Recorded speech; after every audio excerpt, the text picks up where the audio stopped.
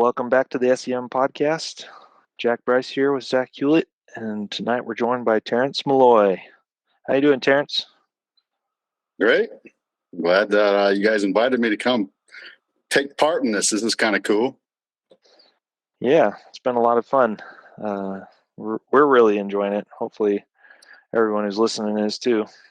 Seems like we get a few more every day, so we'll just keep cranking them out. Yes, indeed. Where are you talking to us from? I got the invite. Oh, I'm sunny Las Vegas. All right. So here in Southern Nevada. After I got the invite from you guys, I started watching some of your podcasts. It was kind of fun. I got to be honest though, I'm pretty impressed with some of the stuff that some of these people can remember, because I was like, I can't remember half of those things. Like, once people say things, I'm like, oh yeah, I do remember some of that stuff. But man, like, to just be able to recall all that, like Hill, holy crap, that guy had a lot of detail that he was throwing out that I was like, gosh dang. Yeah. For a guy who said he wasn't going to remember much at the beginning, he sure dropped a lot of names. Yeah. In detail.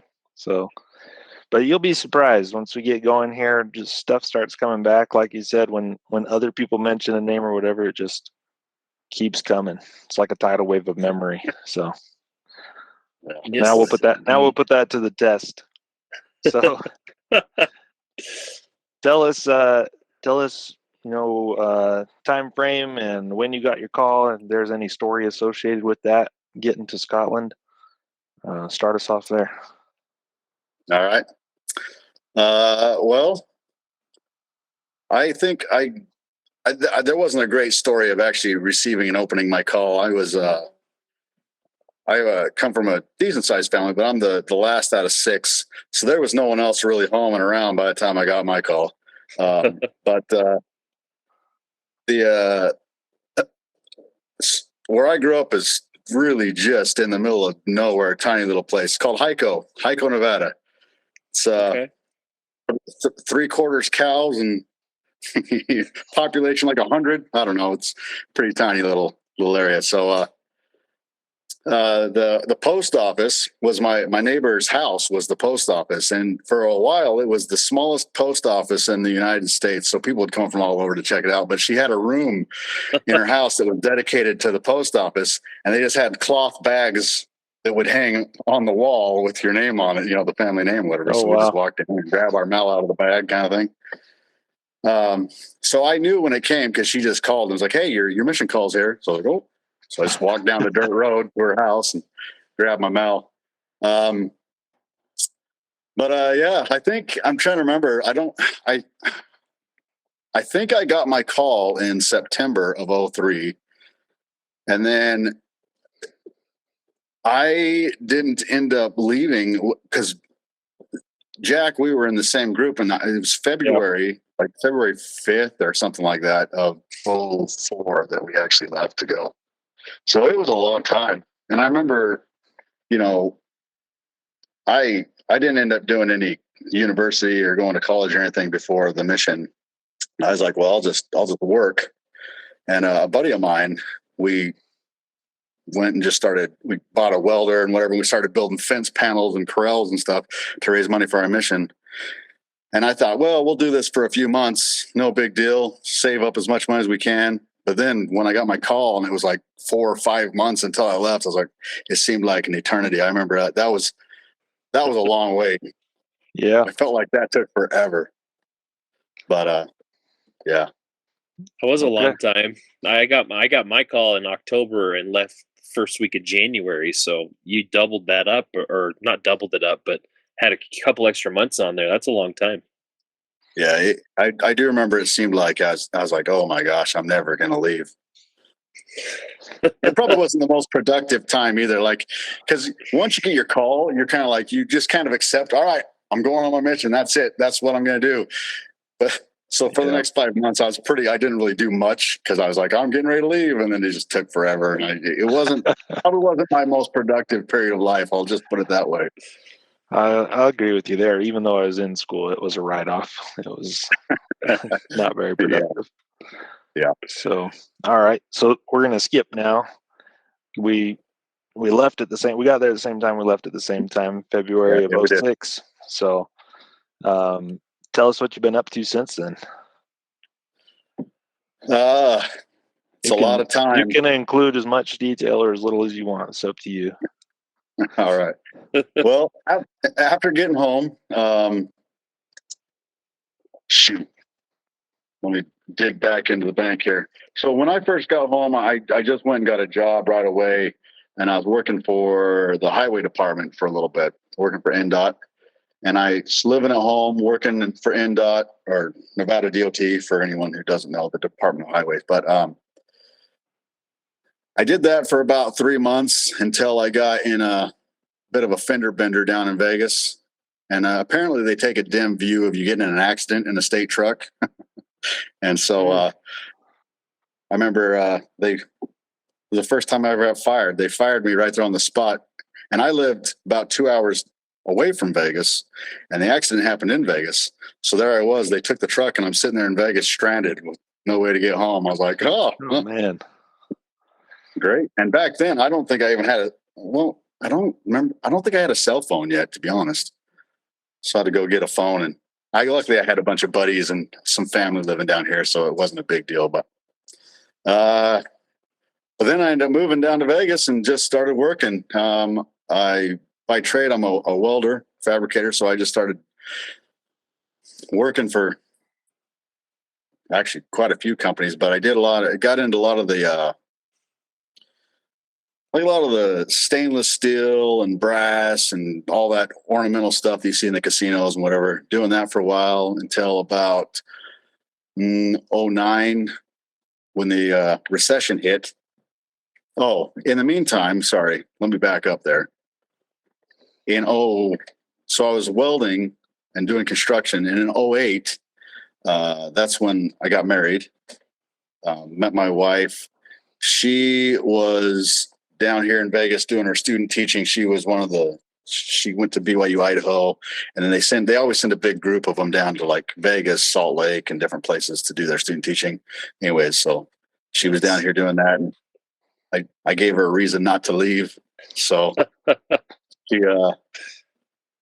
so we got married in 2008. Funny thing about that too, actually, and I didn't know this at the time, but so we actually just celebrated our 14-year anniversary 2 days ago. So we got married on the 6th of August, and it was like the middle of the week.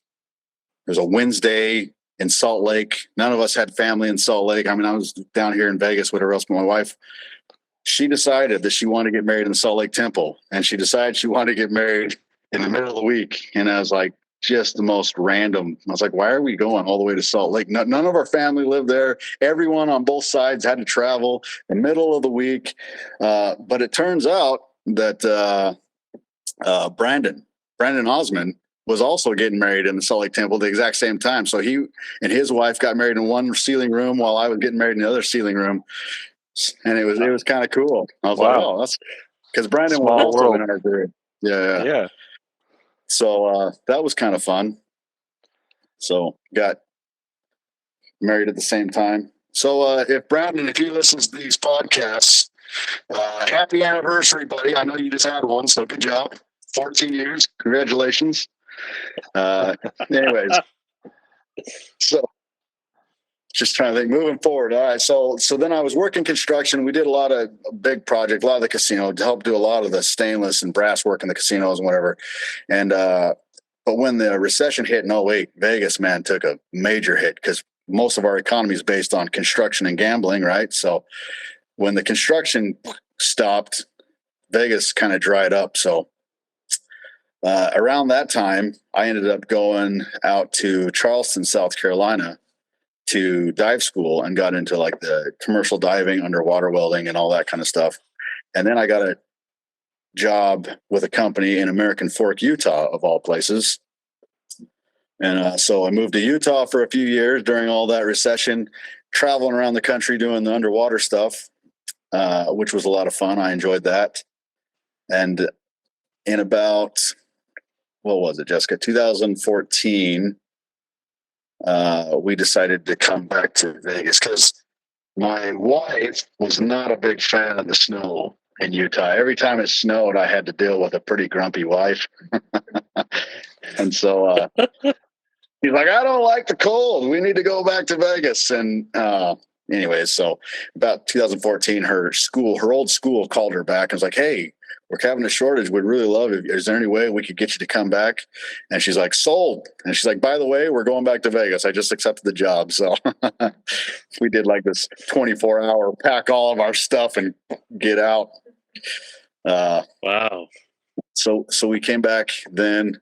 And then I've been doing a lot of fabrication work, a lot of welding. And also with the diving, I started working at some of the casinos. Some of the big casinos down the strip have like the Cirque du Soleil shows and different things. But they've got some water shows. So I've been doing like carpentry, working as a diver for a lot of the shows at night, and then welding during the day. Wow. And then in 2020, when everything shut down, I'd been kicking around the idea for a long time and just start my own business. People are always saying, well, why don't you go out on your own? You do all this nice stuff. Why don't you do it for yourself? And so when 2020 shutdown hit, I was like, you know what? It's probably, if I'm ever going to do it, this is probably the time. So I started my own company in 2020. And so, yeah, for a couple of years now, I've been running my own fabrication business and then still working at the casinos at night because, well, they basically pay me to swim and play around in the water. So it's been fun. And that's pretty much, I think that pretty much covers everything that I've been up to. That's a long time period kind of condensed down, but there you go. Yeah. Any children? No kids. We just got dogs. Oh, and my wife told me we've got 5 puppies. Our dogs just had puppies, so I've expanded in the last month. So dogs are your children. If you're in the market, I might have some. So I'm just saying, just keep that in mind. What kind of dogs? American Bulldog and Mutt. Okay, nice. So very cool, man. Underwater welding and all that. That's pretty unique. That's pretty cool. Yeah, it's pretty fun. I enjoy it. That is cool. All right. So going back now, February 2004, entered the MTC. We'll start there, I guess, if you got any memories of the MTC, and then we'll kind of walk through the mission, what areas you were in and who you served with. So, all right. Well, the MTC was an interesting experience for me because, well, one, I like a lot of you. I didn't even know there was an MTC outside of Provo until I got my call. So I was excited. I was excited to go to Preston and go to the MTC. I thought that was pretty neat. But sorry, there's like a fly that is like just pestering me. But my MTC experience was interesting. I don't know that I necessarily enjoyed my MTC experience all that much. I don't know if you remember Bryce, should I call you Bryce or Jack? I don't know. It's whatever. It's kind of weird for me to call you Jack, to be honest. I got 4 first names, so whatever. Fair enough. But looking back now, I mean, it's interesting in hindsight is 2020. But as I look back now, I realize just how woefully unprepared I was to enter the mission field in a lot of ways. But when I got into the MTC, I was paired up with a companion who just didn't want to be there. He just had no interest. And I remember him saying, he's like, yeah, the only reason I'm here is because my parents told me either I go on a mission or I go find my own place because they were kicking me out. And so it was either figure stuff out and get his own place or go on a mission. So he chose mission. I guess it sounded easier, but he didn't make it long. No, he didn't. I don't know. Do you remember? I think he went home. Kramer was his name. I think he went home about 2 months in to Scotland. That's about 2 months longer than I would have expected. I'm going to be honest, but I remember he just didn't want to be there, and he didn't want to do anything, and I, just to set the backstory, I like I said, I was pretty unprepared in a lot of ways. Looking back now, I shake my head because I wasn't a great student. I hated school. I did the bare minimum I could just to skate by and barely managed that. And my study habits, well, they didn't exist. I had no study habits. I had no idea how to study. I don't think I ever took a book home when I was in high school. So then all of a sudden, now as a missionary, you got to be studying. And I didn't even know how. Like, I literally didn't even know how to study because I had no experience. And I was half illiterate, to be honest. I could barely read. And I remember I used to get up at 5 every morning. I don't remember what was it, 6:30 or something was when we were supposed to get up, but I'd get up at 5 every morning just to try to get extra study time because I felt like I was so far behind, and the MTC, it's like blasting open that fire hose and just hitting you right in the face.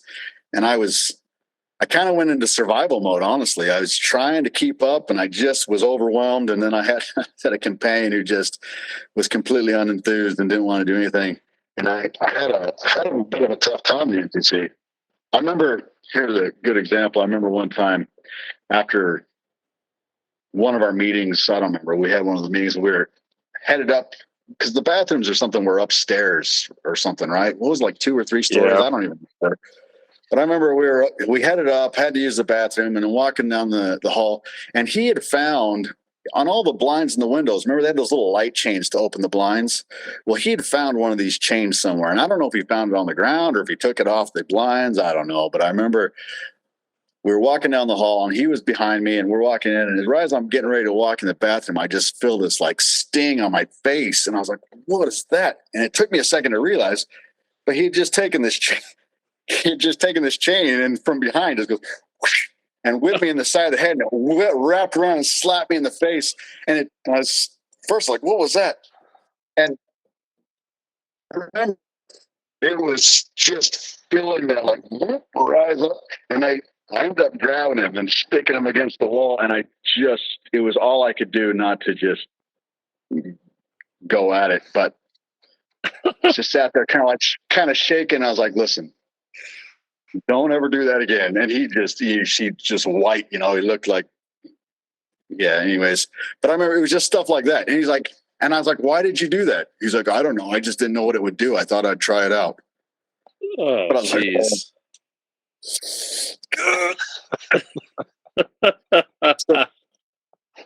And I don't know if you remember this, Bryce, but like towards the end, I was just starting to get so frustrated. And I always felt so behind because we had some great guys in the group. I remember you always seemed like a really just jovial, like lucky go, just laid back guy having fun. We had guys like Russ Bass in our group who just always seemed to like articulate, just kind of got it, was a good teacher and blah, blah, blah, all this stuff. And I just felt so inadequate. But I remember we had to like practice teaching lessons, right? And we're trying to learn our lessons. And that was before Preach My Gospel. So it was still a little bit more of the memorizing the lessons a little bit. But now I was struggling. And me and my companion were supposed to be teaching someone, another companionship. And he just kept like, this is stupid. Why are we doing this? This is dumb. Why are we doing this? He's like, this will be easier when we're actually teaching people who don't know anything. And I remember I just kind of snapped. I just so frustrated and bottled up. I remember a tear started coming. I'm like, no, it's not going to be easier. This is going to be worse when we have people who don't want to hear the message. This is the easy time to practice.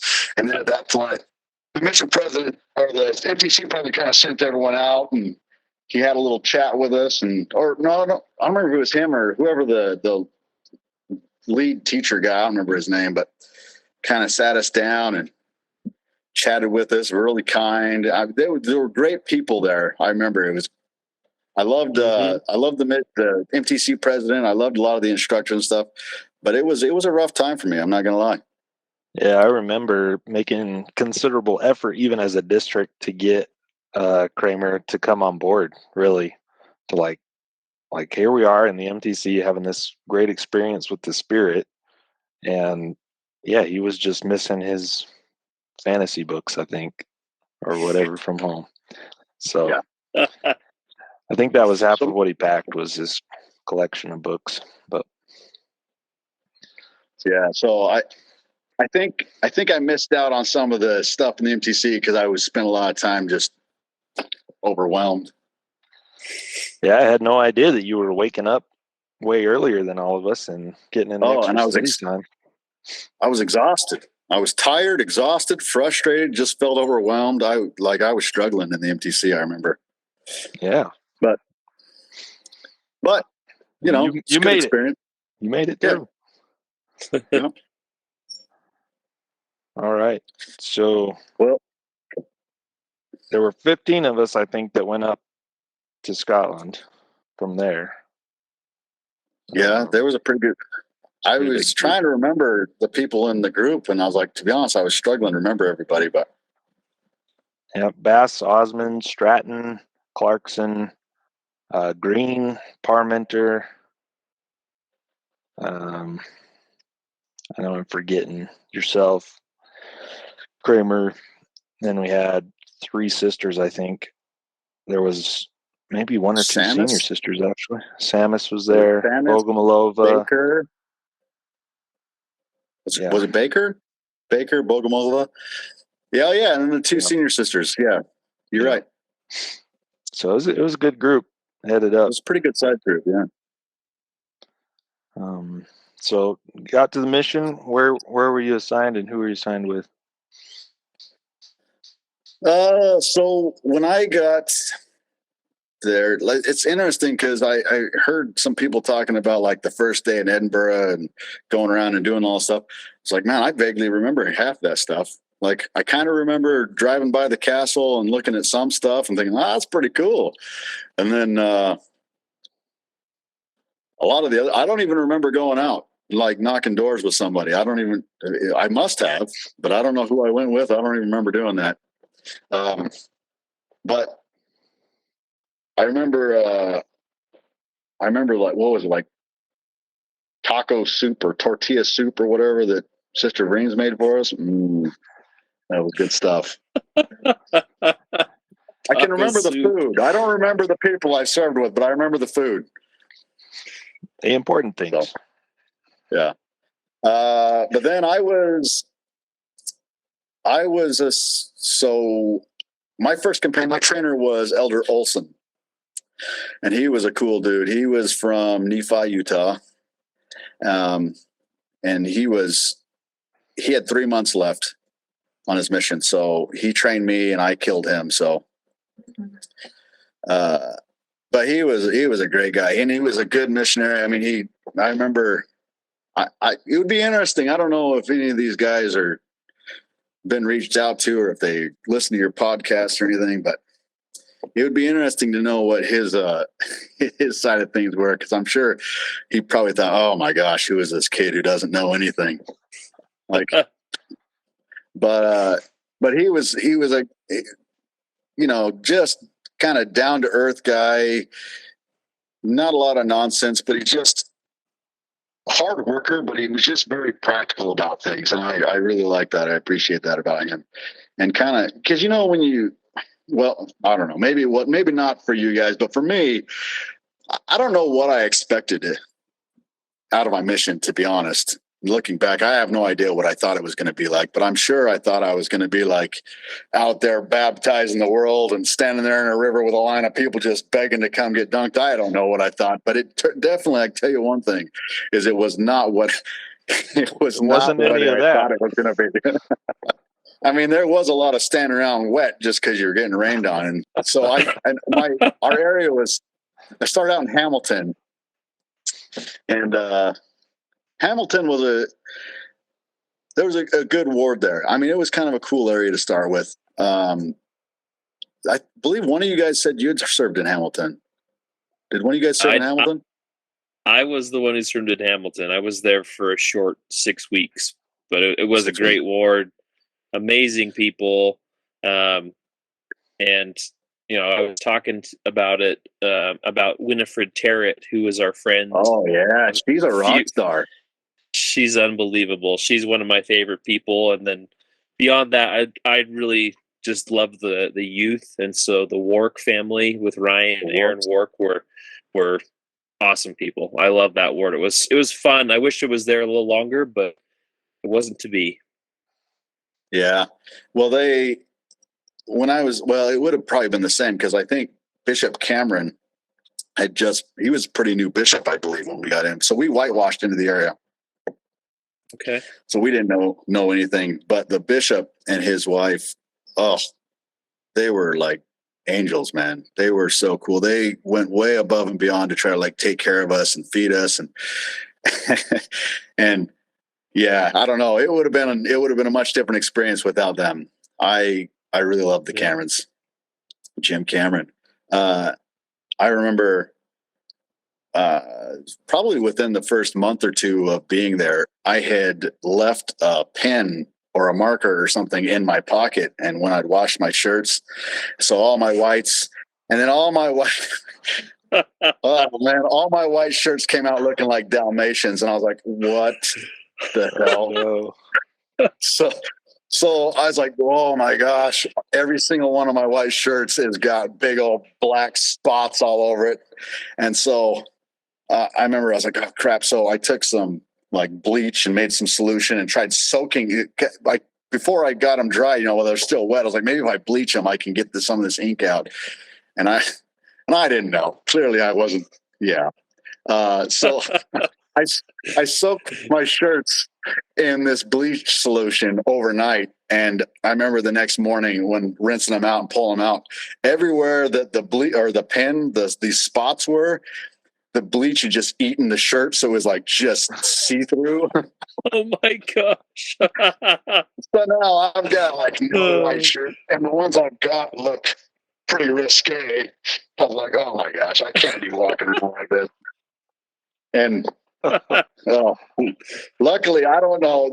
We found some shirts that had been left by other missionaries in the flat, and got some at the charity shop. And but yeah, those good learning experiences when you're a 19-year-old kid out there now, just trying to figure stuff out on your own. Yeah. That was fun. And then, so I was with Olson for 3 months, and actually his parents came to pick him up like a week or so early. And so he took off about a week early and toured around Scotland with his parents. And which is actually kind of cool, because my sister was living in Utah, and before they came out, she had met up with them, gave them some stuff. And so they actually brought me some white shirts and stuff when they came. So that was good. Your letters made it home. Yeah. And for like a week or so there, I didn't have a companion. So they moved me over to, I can't remember the name there. I can't remember what's. No, it wasn't Kilwinning, but it was with Elder Osmond. He was serving over there, like halfway in Cambuslang, something. Yeah. Anyway, so I spent a week over there with Elder Osmond, working in his area with him and his companion, because he was with Dracocardos, I think was his trainer, and he left. I think he left for some reason. I don't know why, but he went somewhere else. And so for the two of us were companionless. So they teamed us up for about a week until transfers. And then at that point I got Elder Rollo. And Rollo was a good dude. He was a good guy. But we served there in Hamilton for 6 weeks together. And it was good. It's always good when you like get another companion after your trainer, because you learn so much from your trainer, but then it's good to get like another perspective in there. And I remember Elder Rollo was just gung ho to like want to take all the old chapping books and all the old records and stuff that we had and kind of shake it up and whatever. And so it was kind of fun. And I learned a lot from him. He was a good missionary. But I think, so I was with him for 6 weeks. And then I got transferred up to Huntly. So up on kind of the northeast coast of Scotland. So we were from Huntly all the way up to the north coast. So we took in like Banff and Macduff and all those areas right there on the coast. Oh, I love that area. That was great. And I served there with Elder Bergen, Sam Bergen. Yeah. He was a good dude. I love that guy. He was from Mold Wells, I believe. If I got that wrong, Sam, if you're listening and I screwed that up, I apologize. Dude, it's been a long time. But I love you. But he was a great dude. And so I remember getting up into that area, and it's a lot more of a rural area. And we had a car, and we covered 2 different branches and quite a big area. But like I said, coming from my background, I was kind of used to that small, remote area. That's kind of where I grew up. So I felt a lot more at home up there, and less people, less buildings, just kind of a little more space. And I loved it up there. And we were in the branch presidency up there, and the branch president was there was a senior couple up there, the Sutters, Ed and Cleo Sutter. And they've recently both passed away, but they were fantastic, man. And I remember going into that area because it's so small, you can't, there's just not an endless supply of doors to knock on, right? Now we covered several towns, and so it was easy to spread that out, but everything's been knocked and chapped and whatever. And you don't really have a lot of good high streets to just go street contacting. Not that was my favorite thing anyways. Actually, going back, serving with Elder Olson, I remember that was actually one thing that we did a lot of, is like every day, every single morning, we'd go to the high street there in Hamilton and street contact, GQ or whatever we called it. I don't remember, but yeah, I don't know. There's very many golden questions. It was a lot of harassment, but It was the thought. It was the thought. Yeah. So it's funny because my wife and I were actually recently just talking about this. I'm going to back up a little bit, but there's a lot of things that my mission was great for me in a lot of ways. But one of the things is I never realized it until we were looking back and talking about this the other day. But I was like, man, I didn't even really have that much experience talking to new people, because where I grew up, I knew everybody. So like, I mean, I'm not saying I never met people that I didn't know, like going on ball trips and different things. Like, sure, obviously I've met people that I didn't know prior to going on my mission, but like really that was a rare occasion for me. And my personality isn't the most outgoing necessarily. I kind of am introverted a little bit by nature. I tend to like keep to myself until I kind of get comfortable in a situation. And so, man, just standing out there on the high street, just like a stooge, just people walking by, excuse me, hey, sir, ma'am, look. Oh, that was rough. That took me way out of my comfort zone. And we did for 2 to 3 hours every day for like the first 3 months of my mission. And I'll be honest, I really hated doing it, but I learned, it was such a steep learning curve, but I learned how to teach, because, you can't plan it. You get hit with all kinds of stuff that you aren't expecting and you aren't ready for. And there's so many people out there who are way smarter than me and knew their Bible way better than me and knew all this and had interaction with missionaries sometimes and were prepared to start throwing stuff at me that I just wasn't even expecting. And so you had to be on your toes and learn to just fill whatever came at you. And it was great. I attribute that to my actually learning to teach the gospel. Is it took all these principles that, to be honest, prior to then were just kind of principles in my head. And all of a sudden, that's what started connecting all the dots for me, is that just street contacting and teaching people and just being caught off guard. And then someone would just stump you and make you look silly. And then you're like, oh no. So you go back in your studies and try to figure out what it was, And so it was great. But when I was in Huntley, there wasn't a lot of that. There wasn't a lot of people milling around in these little towns like that. So that wasn't a great option. And we knocked a lot of doors. Well, as you know, we chapped a lot. It would be interesting to know how many hours we spent in 2 years just walking around Scotland, chapping on people's doors. Too many. That would A be lot. an interesting stat. Yeah. So it was kind of fun because it was a small area and you kind of had to think outside the box a little bit. And I think it was about that time of mission when I kind of felt like I started coming into my stride as a missionary, because now all of a sudden, like, I'm able to like understand the lessons that I'm teaching. The gospel's clicking for me. I'm starting to get the hang of things, I felt like. And, we were thinking outside the box as best we could and just, you felt more productive and we were having success.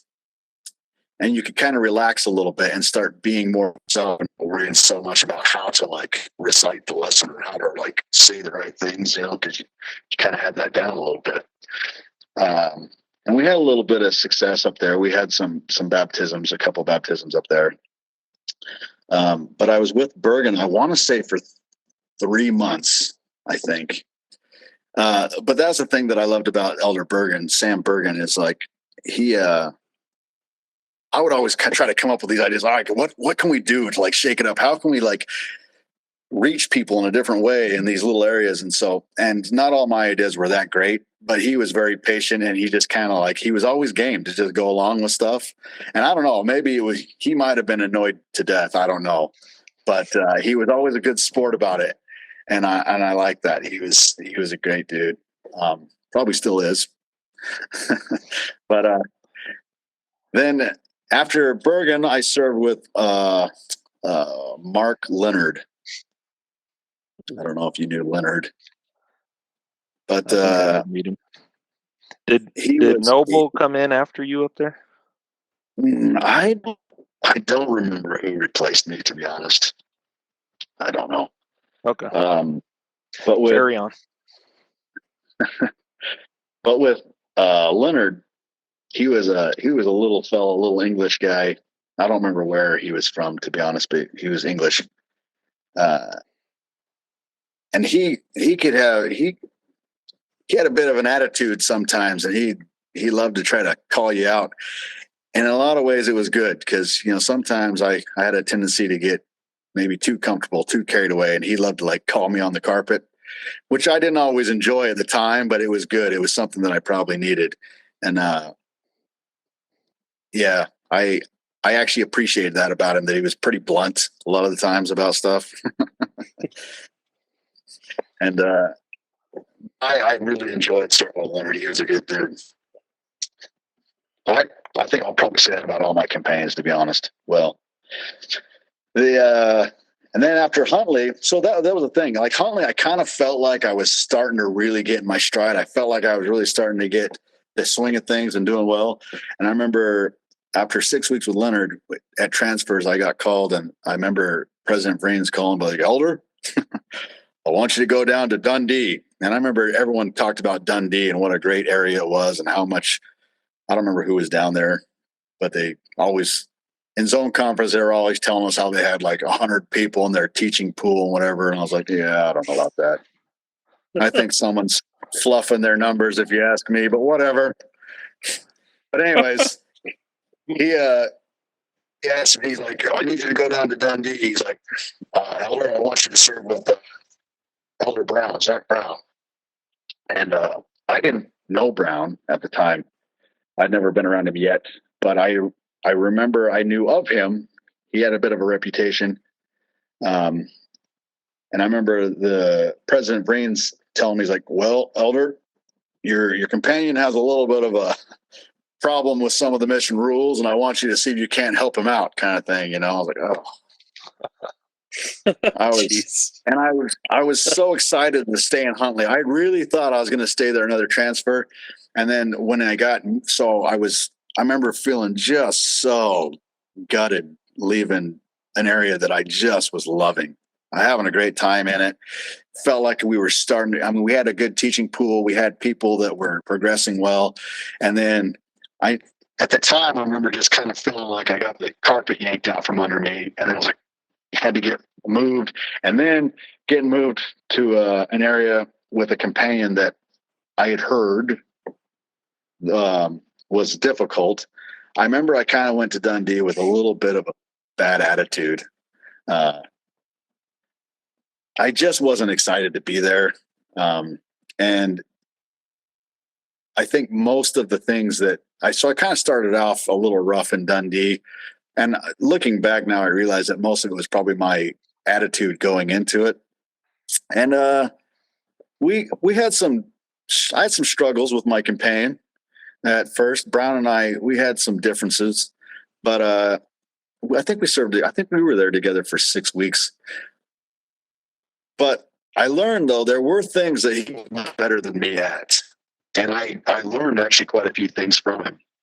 One is, for all the things that I thought might be wrong with him, he was great with people. You know, he was really good with like just talking to people, making them feel comfortable. And like it or not, he would always be himself. And in a lot of ways, it made him more relatable with people. And now it doesn't necessarily mean that we were always successful because of it, but I did like the way he was able to like be true to himself, and because of it, people could relate to him a lot easier. And so it was good. I learned quite a bit actually from him. And but we were only together 6 weeks. Then he got moved out, and Elder Green, became my companion. Yeah. Andrew Green. And I love that guy. He is definitely one of the best friends I made on my mission. And we served together for 4.5 months there in Dundee. But I kind of got I started out a little rough in Dundee. And I remember because the zone leaders were also in that ward with us. So there was 4 missionaries serving in that ward. And I remember, probably for good reason, prior to me coming in, they'd already, the ward didn't really seem to like trust us very much. We hadn't really built a great rapport with the ward. And in the 6 weeks I was there with Brown, I probably didn't help anything with my kind of bad attitude. So we didn't have a great working relationship with the ward. I remember the bishop I'm pretty sure he didn't like us very much, but he liked the zone leaders. I remember going to some activities at the church there, it's like the youth activities, and they had some investigators. Some people just randomly walk in off the street on a Wednesday night, like, hey, we'd like to know more about the church. And like Elder Green and I were there like, well, hey, you're in the right place. And we go up to start talking to him. And the bishop kind of came in and cut us off. He's like, oh, no, I've got the other missionaries coming.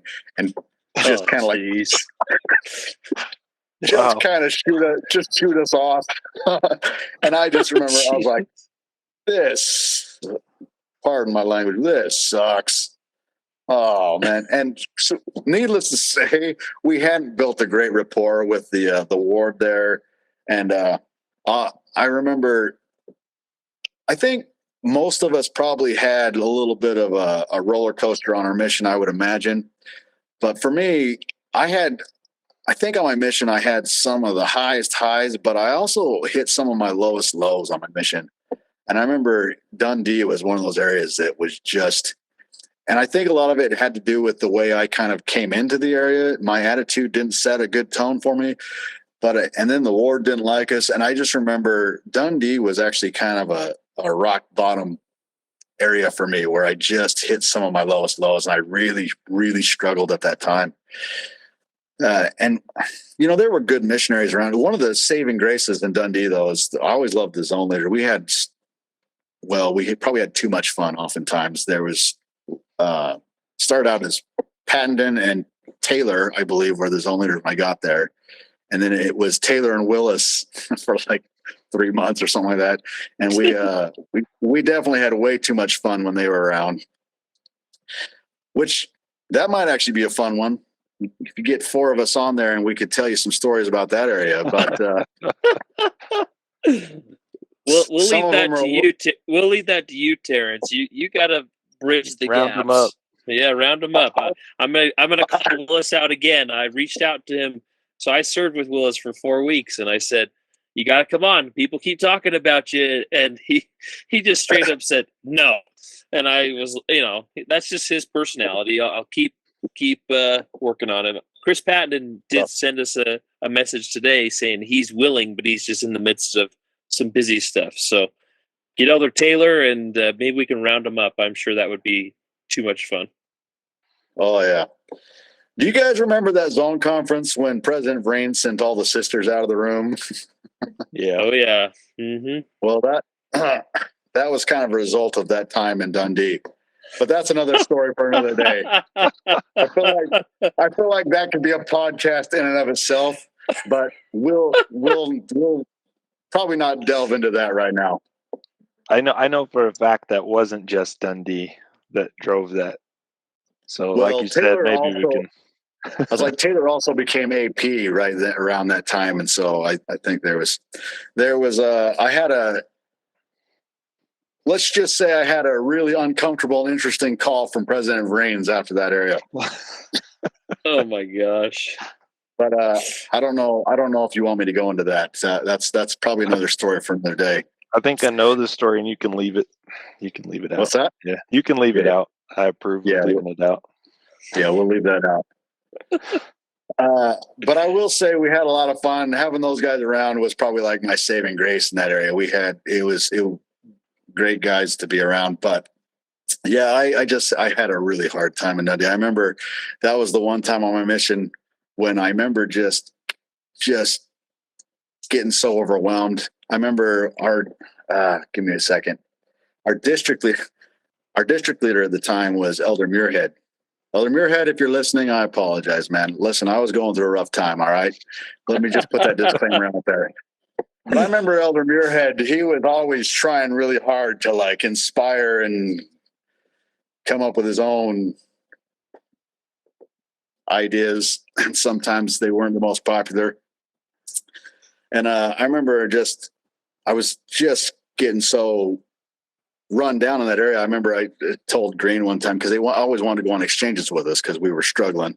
And I just told Green, I was like, you know what? I'm just not answering the phone anymore. So I remember him calling us like 12 times a day. And I was like, no, I'm not doing it. Can't do it. Not talking to him. Jeez. Oh, man. And yeah, that was not the right way to go. Just for the record, that was not the right way to go. But yeah, I remember, and they had who was it? Elder Grant. Elder Grant was kind of doing that traveling missionary thing for a little bit, right? Yeah. And I remember him coming in the area, and he was traveling through our district. But I remember them finally coming to our flat one day and kind of cornering us because we just wouldn't answer the phone and accept exchanges with them. And so they came to our flat one day and started like, hey, what's going on? And like really, and I had no escape, and I kind of had to like actually start talking about what was going on. I remember that was it. That was like the breaking point. Frustration and everything else just kind of came out. And I remember I ended up just like crying like a little kid and just hit rock bottom. And shortly after that, the next transfer, I ended up getting moved out of Dundee, and I went up to the Orkney Islands, which was awesome. Was a saving grace for me. I don't know. I just did better. I think, coming from Southern Nevada where it's sunny and hot all the time, and it's then Scotland where it's drizzly and dark all the time, and we didn't have heat in that apartment. And that apartment in Dundee was a friggin' dive. I don't know who picked it, but I remember it was just disgusting, just gross. And I don't remember where they said we had couches and stuff in there. I don't know where they got them from or who got them, but they had like sheets and stuff over them all the time. And I didn't really think anything of it until one day I went to just move the furniture around, and I like took the sheet off and went to pick up this couch, and my hands like were like sticky coming off. I was like, what is it? Oh, and I don't know who they got them from, but they got them from somewhere where like the cats and dogs had lived in the house and just peed all over them, and they were just gummy. And our apartment just stunk. And I remember Brown always used to like to burn incense. And to this day, I cannot stand the smell of incense because it just, Oh man. Reminds me of that stanky, nasty apartment. And the stairwell going up, everyone would just throw their trash into the stairwell going in. So it just smelled like garbage all the time. And jeez. it just wasn't a good place. It was a rough time. It was a rough time. So when I got sent up to Orkney, man, I was so stoked. Get out of the city, get out of the stinky, nasty apartment, go up there where there's some space again. And I went up there with Elder Littlefield. He was serving up there when I got up there. And I think we were together only 6 weeks, Elder Littlefield. But Littlefield was a good dude as well as everyone. Like I said, I'll probably say that about everybody, but he had a big heart, that guy. We may not have always had the same view on things, but like, man, there's one thing that guy that I remember about Littlefield was he just knew how to love people. And I admired that about him. He had a really big heart, just a sweetheart of a guy. He's kind of a big teddy bear. But I enjoyed Littlefield. I enjoyed serving around him. And I remember going to when we were on the islands. I remember going to what were their names? There's an older couple, Art and the Flets. The Flets. Yep. Was it Art and Mina? Art and Mina Flet. Yep. Yeah. And they would put on this big old spread once a week for you to get, when you go eat. I love their dinner planners. But I kind of had a reputation when I was out there for just eating a lot of food. And she made like a big old pot, and it was like roast and potatoes and carrots and big old thing. But the first time I went over there, we polished it off. I mean, we licked that pot clean, and she was so excited to see us eat all that food. She thought that was so cool. So the next time we went out there, she made a little bit more. And like, I think the first 3 times we went out there, we just knocked it out, polished it off. And I remember and if you remember, their house was right there kind of in the middle of those fields, and there was cows and stuff around. Right. I loved it, but it was like home for me. But I remember sitting there. I'd been there about a month, and I remember we were sitting there having, I was going to say dinner. It was probably lunch, dinner. I don't remember. But by this point, she was making like a big, huge pot of food because she just didn't want us to like go hungry, I guess. But, and I remember we were doing our best to try to eat everything. And man, you'd almost have to wheel us out of there in a wheelbarrow because just unbutton your pants and just uncomfortable. It was awesome. But I remember Art sitting there, and this cow's walking by the house outside the window, and he just starts yelling at this cow. He's like, run! You don't know who's in here. Get out of here. They're gonna eat everything. You got to run. But they were great, and they used to buy us groceries a lot of the times, and such cool people. The Orkneys were awesome. The other thing that was cool, because I think when I was in the Orkneys, it was like this kind of in the springtime into the summer. And I served with Littlefield for 6 weeks, and then I served with Christofferson for another 6 weeks up there. But we go into zone conference and stuff. We'd always take the ferry from Thurso to what is that? What is it? Stornoway? What is the town? I don't remember. Thurso? No, what's the town on the Orkneys where the ferry came in? Was it Stornoway or something like that? Kirkwall? Well, Kirkwall is where we lived. It's the town on the other side of the. Do you remember? On the other side of the island? Yeah. I can't remember. My experience was I was with Elder Willis at the time, and we didn't do it. That probably was fun. I can only imagine that was probably a good time, man. It was a good time, but we didn't get on other ferries and go around. We just kind of stuck to the basics and didn't do a whole much of exploring. So I don't recall off the top of my head. I'd have to look it up. Right. Well, I remember around that time they had some music festivals and stuff up there, and so and I loved taking the ferries. Like I love being on the water. I love being in, around the water, whatever. So I loved those ferry rides. They were freaking great. But I remember sitting on the ferry with like couple hundred musicians, and it was the coolest thing, man, because you'd get some guy who would just break out his violin and start playing, and then someone would be listening for a second, they'd break out like a banjo, and then someone else has got a guitar, and then you got someone playing the spoons, and pretty soon you got like people playing the bagpipes, and then you got like this whole group of people just jamming together, and like, oh, I could have just sat there and listened to that for days. That was so cool. I loved it when they had that stuff going on, those music festivals. But interesting. And then, so when I was with Christopherson, I believe it was with Christopherson, we were up there, and it was like June, July. But I remember it was the 4th of July was coming up. Obviously, they don't give two craps about the 4th of July, but we're like, well, we got 2 Americans. We're going to do something. So we were doing the service at the pig farm with old Jonah Grote. And I remember I bought a pig from him, probably like a 60, 70 pound pig from him. And for the 4th of July, we invited the zone leaders up. And at the time it was West and Clausen, I think. And so they came up on it. So they came up on exchanges on the 4th of July, and I cooked the pig up on the hill on the farm.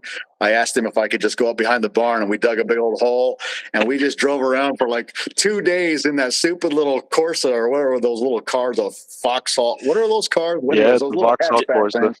Yeah, you're right. And we started collecting driftwood off the beach, and like there was a few members who had some old furniture they were trying to get rid of. So we're like, hey, we'll take it. Some old oak furniture. So we took the furniture, broke it up, stuck it in the car, and for like probably about a week, probably not quite a week, but for a few days anyways, we started just packing wood and like little pack rats up on the hill behind his barn. And then for the 4th of July, I was like, we're going to do this right. So we dug a big old hole, burned all the wood, threw the pig in there, buried it. And then on the 4th of July, we dug that thing up and feasted on it. And that was a good time, man. If you ever get West Clausen or Christopherson, you should ask him about that one. You bet your buttons were asking That's that awesome. question. That's amazing. I think I heard about that from Christopherson afterwards. That's like legendary, man. It was good times. It turned out really good too. But yeah, service on the pig farm was always a good time. That was like a little slice of home for me. Yes, it was. My gosh. You can't unsmell the things that were on the pig farm. Well, let me ask you this. I got a question for you. Now, this is a serious question. I need your honesty here, Zach. Okay. What was worse? The pig stalls or the chicken stalls? I don't recall ever doing anything in the chicken stalls because we did pigs, and then we moved grain in the grain silos, and that was like I'm a city kid. I didn't do anything like that when I was growing up, and I was like, this is just surreal. Like this is someone's life, So it was a little bit different for me. But great experience overall. But again, as I said, I would never did the chickens. I remember peeking in there, but we did a lot of stuff with the pigs. Yeah, we did a lot. We did more with the pigs, but every now and again we had to clean out all the chicken pens, and I don't remember how many there were, but there was a lot. And man, that chicken smell, you cannot wash that. You just got to wait for it to wear off after like 3 weeks. It's rough.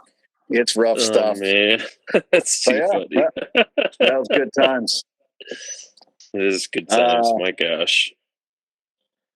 Yeah, I love the Orkneys. I would love to get back up there at some point and see some of that. I actually would love to go up and go diving off of some of those wrecks. That would be cool. But anyways, that's another topic for another day. All right. So I was with Christopherson for 6 weeks up there, and I think it was shortly after. Oh, the other thing about the Orkneys is like I found out that all the fishing was free up there. Like you didn't have to have a license or anything else. And so I remember I was like, yes, we went once. Christopherson and I went once and went fishing, but I went and bought like a pole and some tackle, and it was probably still there when you got there. I don't know, but I got some fishing gear, and I was like, yes, I thought for sure, President's going to leave me here for another transfer. And I was planning on going every P day and going fishing. But no, as soon as I bought all that stuff, it was like, oh, that's it, Maloy, you're done. And so you can't make plans like that. President Vriens he had some intuition. He knew. Yeah, no, he kiboshed that pretty quick. I was like, gosh, dang it. But so funny. Anyways, so I hope somebody got some use out of it, because I got one of those big old beach casting rods, like big old heavy duty sucker, so I could stand on the rocks and just cast it out into the surf.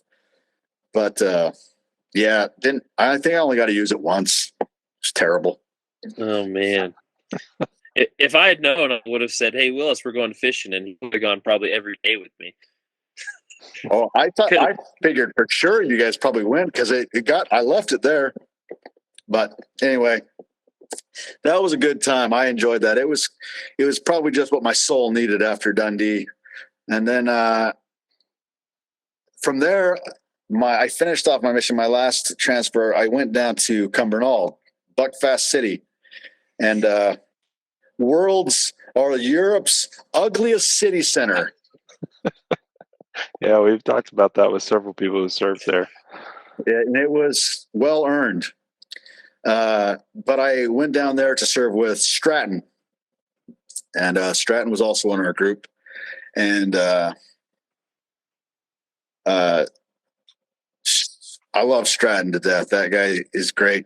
But I remember when I got sent down there, Stratton was having some of his own struggles, and the mission, or President Vriens, he's like, Elder, it seemed to be a normal thing for me. He was like, Elder, I need you to go down there and help him through some of his struggles, And so I was like, oh, okay, here we go again. But Stratton was great, and in so many ways, I mean, he was a great missionary. In so many ways, he was way better missionary than I was. And he's that kind of personality that, like, he's just a go-getter type guy. Like, if he sets his mind or a goal for something, like, he'll do just about anything to make it happen, which was awesome. So, like, we worked well together, I think, in a lot of ways. And I learned a lot from him. Like, I became a much better missionary because I served around him and with him. Because half the time, I don't know how you guys felt, but I feel like half the time I just thought I was flying by the seat of my pants, just making it up as I went along. Just like, I hope I'm doing the right thing. I think this is the right thing. I don't know. And you never know. You never know what impact, because I'm a very hands-on kind of guy. I'm very visual, hands-on kind of guy. And so mission work was a challenging thing for me, in that, like, you don't always see your progress. You work all day long, but at the end of the day, you can't look back and be like, I accomplished this, this, and this. You're like, man, I am dead tired. I'm beat. I'm worn out, and I don't know if we did anything good. Like, I chapped on a lot of doors. I tried to talk to a lot of people, but I don't know if I made a difference to anybody. And so that was a difficult thing to just kind of to learn as a missionary for me. Because I'm very, I like working with my hands. I like building things. Heck, even digging a ditch. At least I can look back and see what I accomplished at the end of the day. It might not be fun work, but at least I can see what I've done, and I can see why I'm tired. I can see why I've got blisters or sunburned or whatever else. But missionary work, you don't have that same kind of instant gratification, if you will, for your efforts. And so and sometimes it's hard. It's a difficult thing to do. I found anyways. That's very true. But there are people like Stratton, I feel like, kind of were much better at seeing that vision than I was. And so it was good for me. to serve with Stratton, and we were together. So I was in Cumbernauld for 7.5 months, which was kind of a long time. And we both came out together, and we both finished our missions there. But he left. I don't think he left a full transfer early. I think he just left like 3 or 4 weeks early. And so Stratton and I served together for like 6 months straight. And then a couple of weeks into the last transfer there.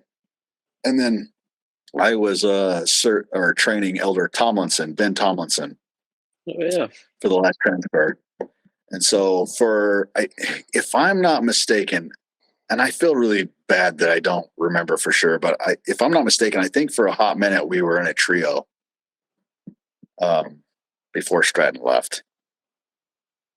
Yeah, I don't know. I just knew he left to get back to school, to start school in January, and then we went home in February and missed the start of that semester. So, yeah, that's correct. But Tomlinson was fun. I enjoyed him. He was a character. He was a big boy. I don't remember now. I remember him telling me, but I don't remember what it was. But he said the doctor wouldn't let him go on his mission until he had lost a certain amount of weight. But when he came out, I mean, he was still a big boy. I mean, if I remember right, I think he was like 360 pounds when he came with me. And,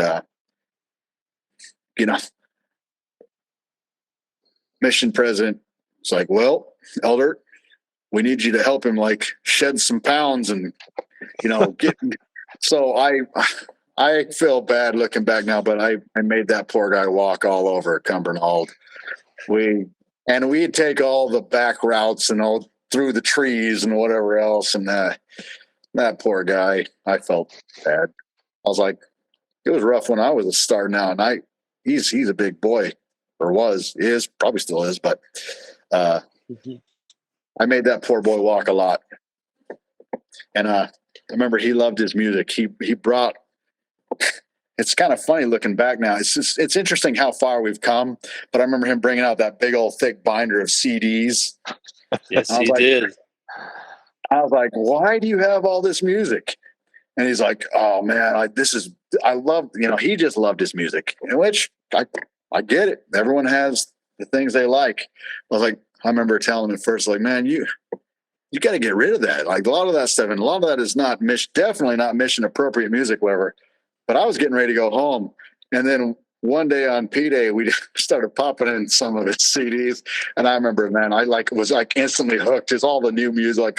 And I was like, oh, this is a bad idea. For the last couple of weeks of my mission, I was struggling not to try to listen to music that I shouldn't be. I was like, oh, I miss and like listening to like heavy metals and stuff. I was like, oh, this was a bad idea. But, oh, geez. But yeah, and then that's kind of where I finished off, is in Cumbernauld, and I really enjoyed my time there. The good ward. I remember, Bryce, did you say you served in Cumbernauld? Yeah, I was there for 6 months towards the beginning of our mission. That was my second area. Oh, 6 months. Yeah. Yeah. Well, but they fed us well there. Yeah. Yeah. I remember one of the things that stands out about Cumbernauld. Well, there's quite a few things, but like one of the things that I remember, though, that was kind of fun about Cumbernauld was, you remember, everything was just ugly little square concrete buildings.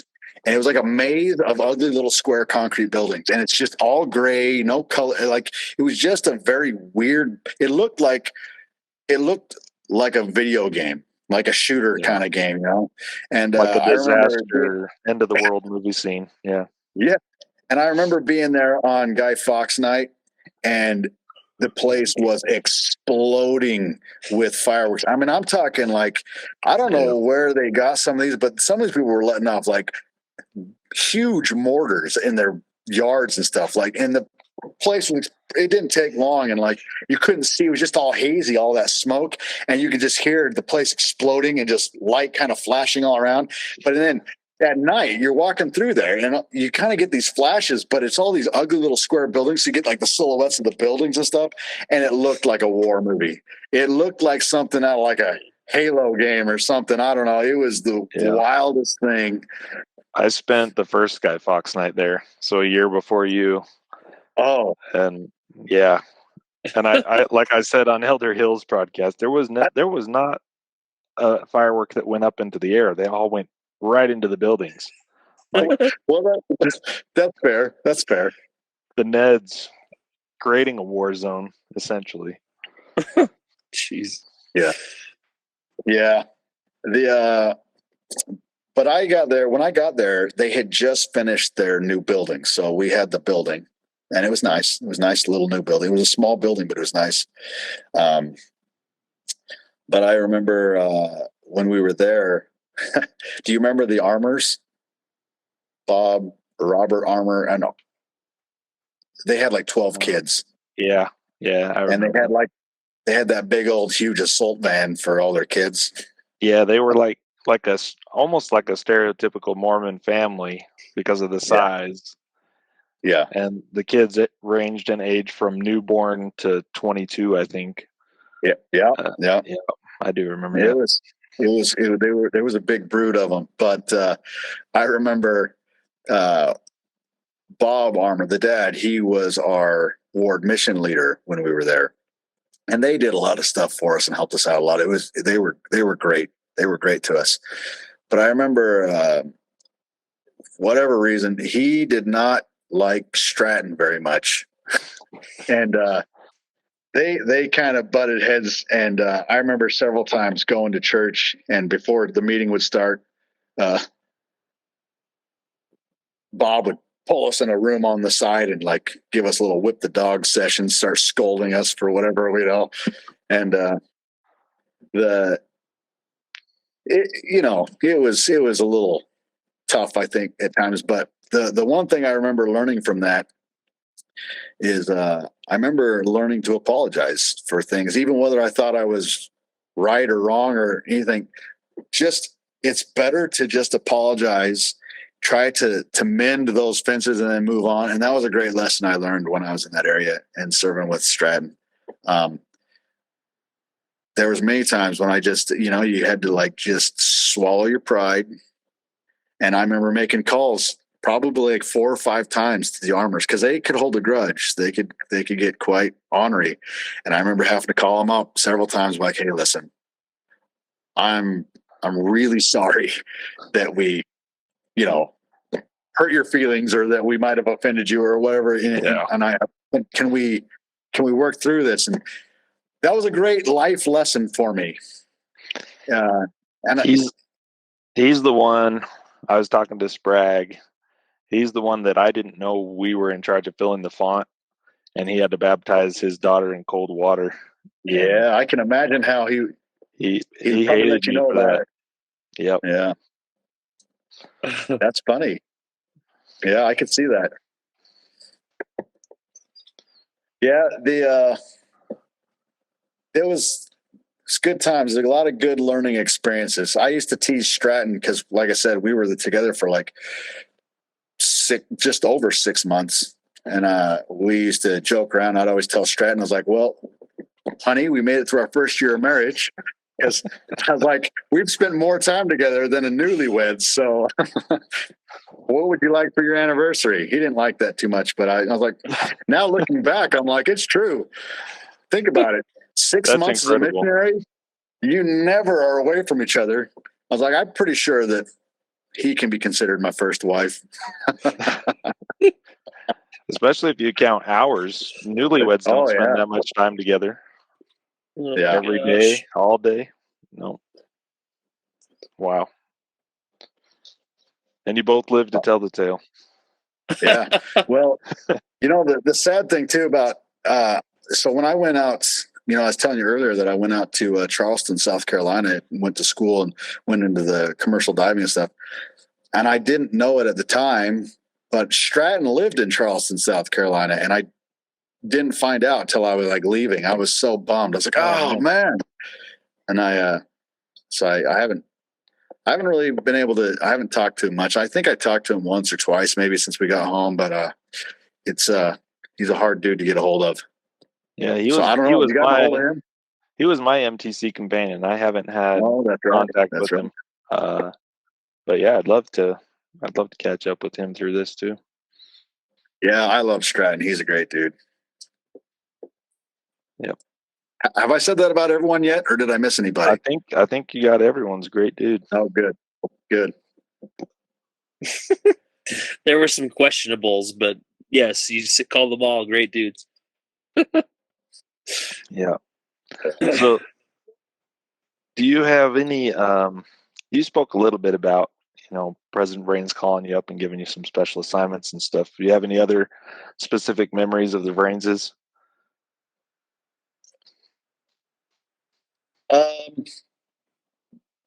Well, I guess first off, I'm probably the first thing that comes to mind for Sister Vriens is probably the same as everybody. Like the zone conference, dude, her like clean up, throw on the pig nose and the bonnet and the apron and all that stuff. That was classic, man. She was great. The other thing I remember about Sister Vriens is, do you remember on our birthdays, she'd make those big old cookies and give those out? I forgot about that. Never got that. Yeah, those were, they were so good. They were like very cookies, good. like bigger than a dinner plate. Yeah. Yeah, they I were enjoyed humongous. that. Yeah. But she was trying to keep you lean, Jack. She only fed the big boys the cookies. my gazelle figure. Yeah. Yes, indeed. I'm one of those who gained 3 stone on the mission, so maybe she's like, he's had enough. Yeah. I don't know that I really gained much, to be honest. I think I might have been probably 15 pounds heavier than I left, maybe. I don't really. But back in those days, I had a metabolism that wouldn't quit. I wish that thing hadn't quit on me. It quit now, I'll tell you that. Oh, my gosh. Yeah, as I remember it, so we served like on opposite sides of the mission, the whole mission. I didn't see you from the MTC until the last day when we picked you up in the van. That's true. That is true. And you looked exactly the same to me after 2 years. Oh. So thanks. Still good looking. Yeah. Yeah. Well, yeah. I don't know that. Yeah, I don't think I was ever around you at all on the mission. And Zack, I had seen you a few times in different zone conferences or whatever, but I don't think we ever really served around each other either. We shared companions on a couple. I know you served with Littlefield, I believe, right? I think you served with Littlefield right before I did. Yeah, I think you're right. He was my longest companion. We spent 4.5 months together in Dunfermline, and I love Brent. He's just really one of those, like you said, you encompassed him perfectly by saying he's just knew how to love people. And yeah, I really enjoyed Brent. I served around Elder Tomlinson towards the end of my mission too, because I was the Aberdeen zone leader my last 6 months, and he was in the Bridge of Dawn ward for I want to say maybe one or two transfers. I can't remember. And he's a character. Just he had a really good chuckle about him. Just he made me happy. Yeah, I liked him. How was he doing? Because I was with him for 6 weeks at the beginning of his mission. I was gone. I've never really been able to talk to him since. I'm just curious how did he do from there?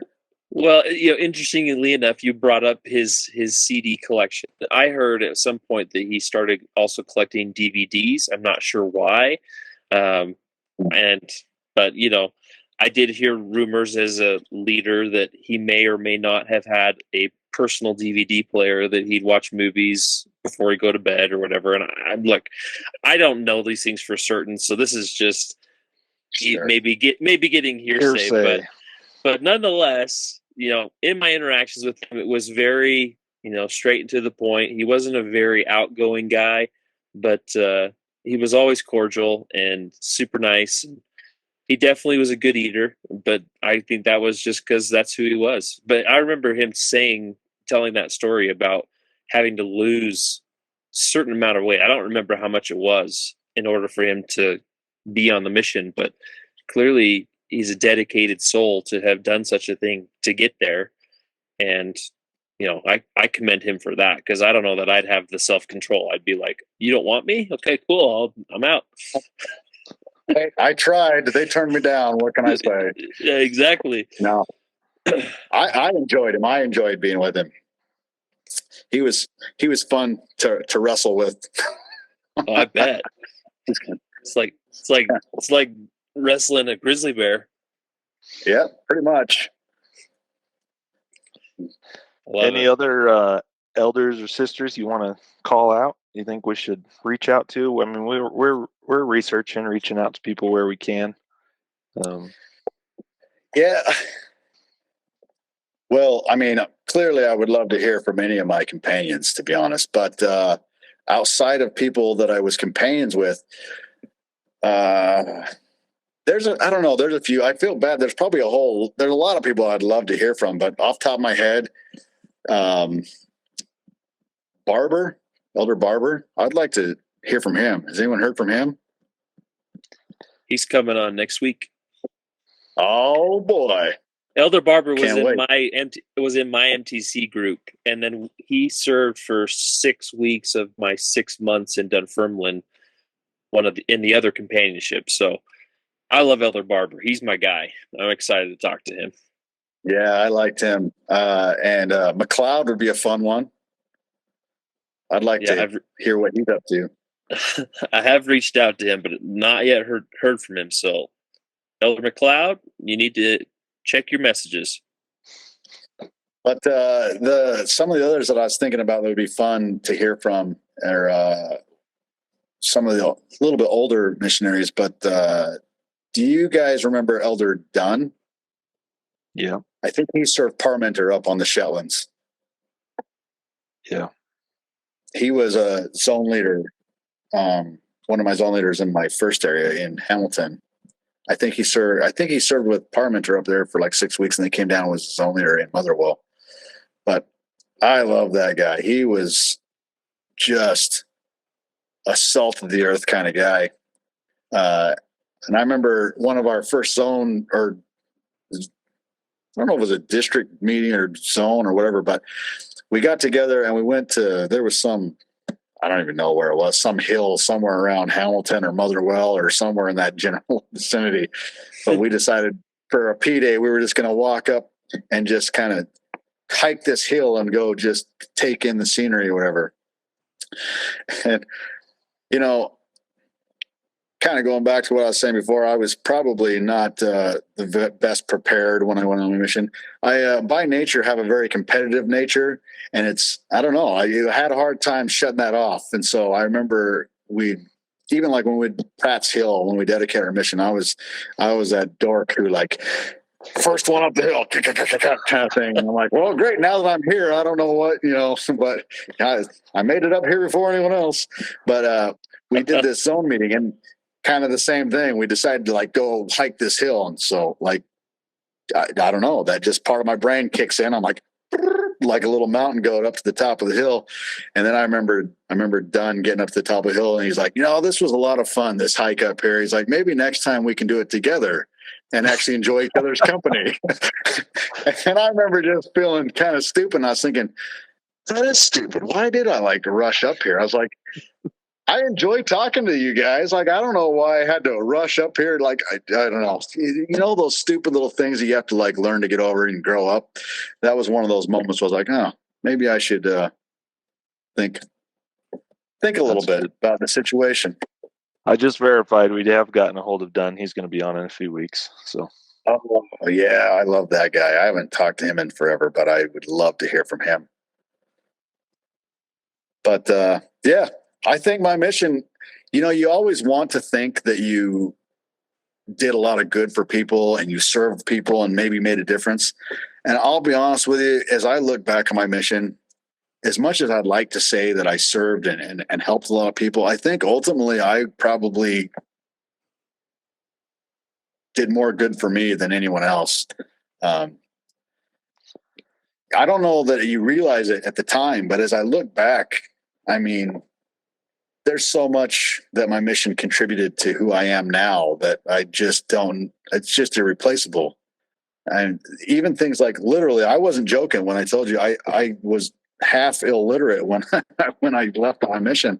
I probably graduated high school, and this isn't something I'm proud of, but I probably graduated high school with like a 5th grade reading level. I was terrible. And so things like speaking in public or speaking in church were like mortal fear number one. I hated being put on the spot. So like having to go out in street contact, that stuff was so far out of my comfort zone. And trying to like read scriptures with people, so far out of my comfort zone. But because of my mission and the time that I spent studying, and for a lot of my mission, trying to get up at 5 and get that extra time in because I was just so slow and just so inefficient at it. Like literally, I learned to read on my mission. It's not doesn't probably say much for me, but do you know how hard it is to get through life if you don't know how to read? Like that's a great blessing that came from my mission. Yeah.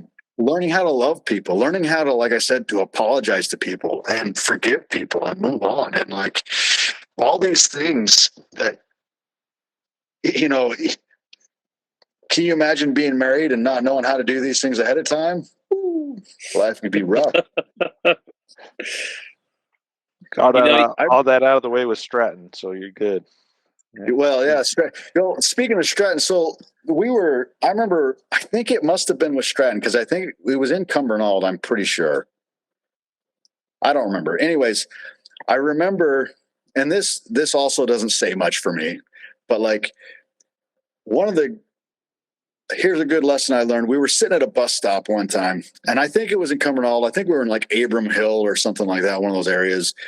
And then everyone thought it was supposed to be really rough. I was like, I don't know. But we were sitting there waiting. And I remember as we were waiting for our bus to come, I see this woman come running from across the street to catch the bus. There was a double decker that came, but that wasn't our bus. So we just were sitting in the bus stop waiting. And this lady, I'm watching her, and she starts running and yelling at the bus driver, like, stop, wait. And she's running across the street. And this bus is starting to pull forward. And I remember thinking, oh, dude, either that guy is just a jerk and he's just ignoring her, or I don't know, maybe he can't hear her. But I was like, oh, man, I remember just feeling so bad for this woman because she's sprinting trying to catch this bus. And as I observed this whole thing happen, sure enough, the bus never stopped and it kept going, and she missed her bus. And she ends up like, I felt bad. She's like out of breath, running over and like clearly distraught that she'd missed this bus. And then all of a sudden, she starts yelling at me, like, why didn't you stop the bus? And all of a sudden, for the first time, like that click, I was like, oh, I was sitting watching this whole thing, and it never even occurred to me that I could have been like, hey, dude, wait, you got someone coming. And like, by nature, I tend to be a guy that like I can easily just kind of like get into my own little world and observe things. My wife gives me a hard time because I'll see someone in church and be like, oh, did you see so-and-so? They didn't look so good. And my wife will be like, yeah, they had this and this happen, blah, blah, blah. I'm like, how do you know that? She's like, I talked to them. I'm like, oh, yeah, that's probably a good idea. Like, I don't know. I kind of get in my zone.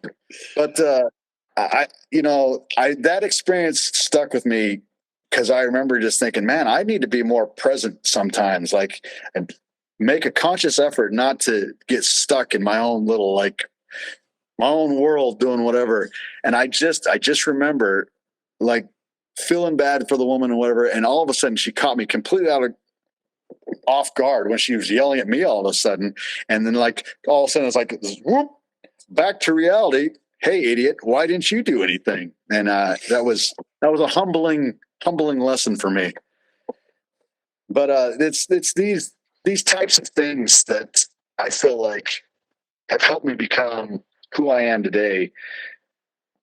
You know, I've got a lot of learning, a lot of growing left to do. Don't get me wrong, but the mission was a great jump start to kind of get me going in life. There are times I wish I could have been more useful to other people, but it definitely was a bigger blessing for me than I probably was to anybody else. Yeah, I think that's a sentiment shared by a lot of us going out there thinking, like you said earlier, there'd be a line of people and we're here to teach you and baptize you. And that's just not what our mission was. No. So, and that's kind of why we're doing this too, is that witness that the things that we did do are now catching up. They're, looking back 20 years almost, we can see like, here's the impact it had. Here's that turning point in our lives, lessons we learned, all that. Yeah. Yeah, I enjoyed the fact that you made a comment about how the mission may have benefited you more than anything, and that's not a bad thing. Sometimes we have to get ourselves out of our element in order to gain the necessary tools or skills or what have you to just continue to move forward, whether it's gospel related or just life in general. So I think that's a huge win for you, and don't sell yourself short. Maybe if the primary objective was actually to help other people, they wouldn't be sending 18, 19-year-olds out there anyway. Should have a little better screening process. But yeah, that's it. No, it was good though. I'm really grateful that I went. I had for me it was great. These people who I hear people all the time talk about mission is the greatest experience. You need to just let these young men that know that missions are fun. Missions are fun. That's the greatest 2 years. I was like, man, I don't know about that.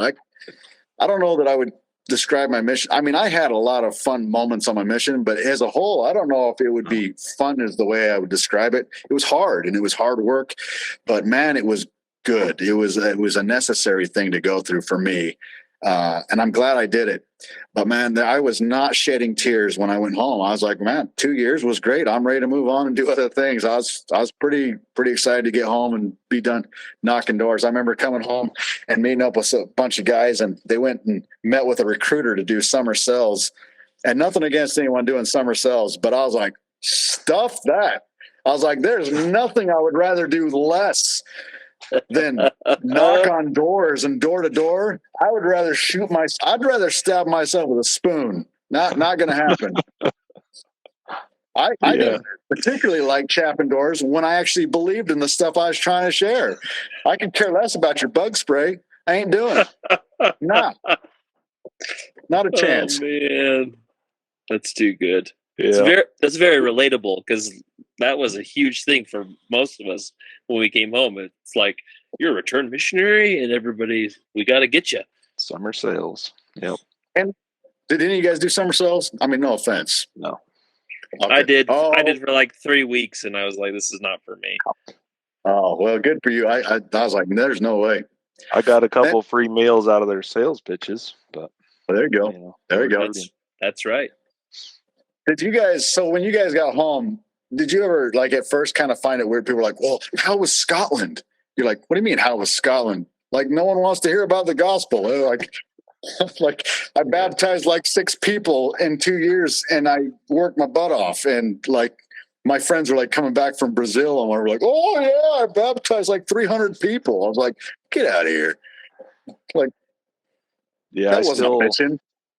I still feel that when people ask me, like, oh, you lived in Scotland, like, great experience. And I'm just like, well, a great place to visit, Yeah.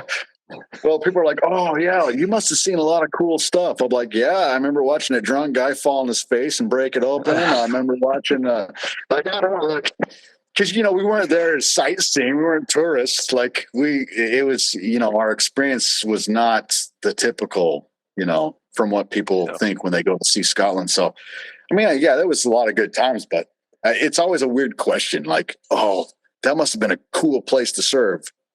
Sure. I mean, yeah. I don't know what any other place was like to serve in, but my favorite moment coming home is I had a long-standing member of my home ward that walked up to me the first day I came back to church, and he goes, "Hey, how do they say Joseph Smith in Scotland? And I went, Joseph Smith. He was like, I was like, are you serious? Like, did you think I learned Gaelic or something while I was there? I mean, this is where we learned English from. Something else, my gosh. Yeah. Well, Terrence, we've really enjoyed having you. Thank you for taking time out of your day to spend some time with us. And for a guy who came on and said, I don't know how much I'm going to remember, you did a pretty darn good job. Yeah, man. Thanks, man. It was fun. An hour and a half later. Oh, has it been an hour? Huh? Yeah, man. Well, if anyone actually watches this, I apologize. Wasn't my intention. You're not the record holder yet. So. Well, good. Well, maybe I ought to cut it off before I become the record holder. We really appreciate you, though. I appreciate you bringing that. Like, this is a cool idea. I'm glad you guys did this. It's been fun for me to like hear some other people's experiences. And like I said, there's so much stuff I didn't even realize I had forgotten until I hear people say, I'm like, oh man, yeah. So this has been pretty cool. So thanks. Great. You're very welcome. This is a labor of love. We have loved every moment of this so far. So we appreciate you participating and, spread the word, share it with those that you're still in contact with. And if anybody else, I'll plug the podcast real quick. If anybody else is interested, check out our website, 51spylaw.com, or send us an email, SEMpodcast@51spylaw.com, and we'll get you on here. We've got some fun ones coming up, and the list just keeps growing every single day. It's a lot of fun. Awesome. All right. Thanks, Terrence. Thanks, Terrence. Have a good night, guys. Love you. Thanks. You too.